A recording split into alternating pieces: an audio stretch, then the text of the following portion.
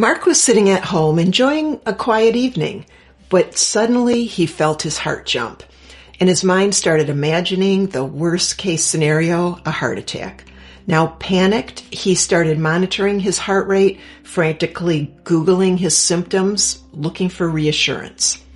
Hours passed and he dove deeper into that rabbit hole of medical forums and symptom checklists, convinced he was on the brink of a major health crisis, and he considered going to the ER for the third time in 2 weeks. If you've ever experienced this relentless cycle of health anxiety, constantly seeking reassurance to alleviate your fears, then you're not alone. However, health anxiety is just one condition where excessive reassurance seeking becomes problematic. In fact, this pattern is common in many OCD conditions, phobia, and anxiety conditions. We've all been there, seeking reassurance from those around us in moments of panic, anxiety, and uncertainty. But have you ever stopped and just asked yourself why you do it? Now, reassurance seeking is human nature. From birth, most of us are comforted by our caregivers, creating a sense of security and trust. However, if we don't move past that need for external validation, it can evolve into a compulsive need for reassurance, especially in the face of anxiety disorders or OCD.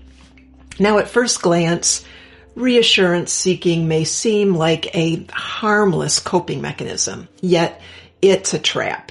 Now, while reassurance gives us that temporary relief, it ultimately feeds into a vicious cycle of dependency, and it erodes our confidence and our resilience in the face of uncertainty and doubt. Emma suffers from relationship OCD, and she constantly seeks validation from her partner. Now, unfortunately, her reassurance-seeking behavior is only serving to frustrate her partner, and it's suffocating the relationship rather than strengthening it. With each reassurance we receive, our anxiety temporarily subsides. But over time, that need for reassurance becomes insatiable, and it leaves us trapped in this perpetual loop of seeking validation from external sources. Now, this cycle not only reinforces our dependency on reassurance, but it also undermines our ability to trust our own judgment, trust our resilience. Now, here are some action steps to help you break the reassurance merry-go-round.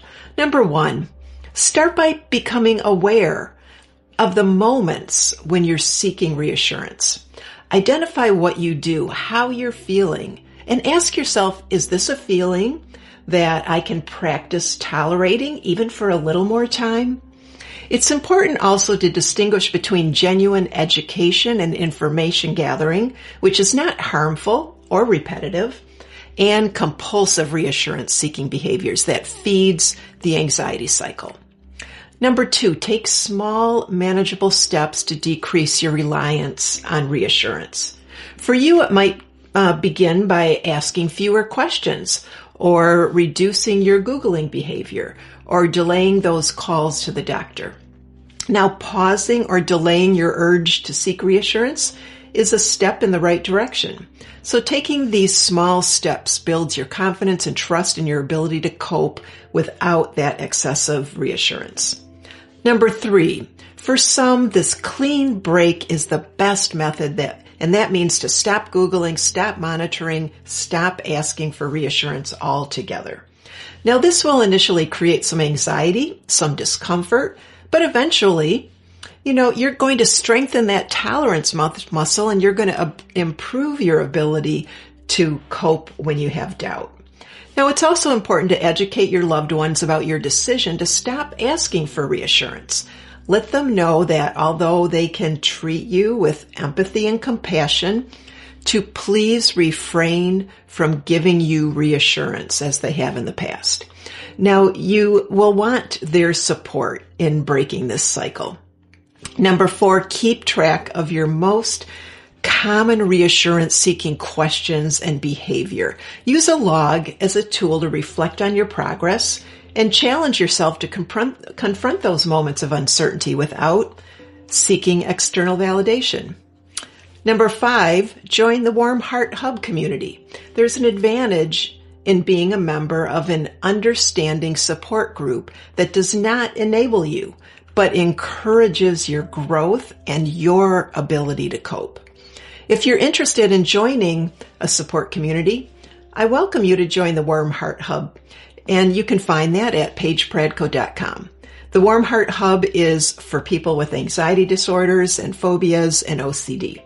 And together we support and we encourage each other's abilities to cope and to thrive. And I'm there as well to answer your questions and provide support.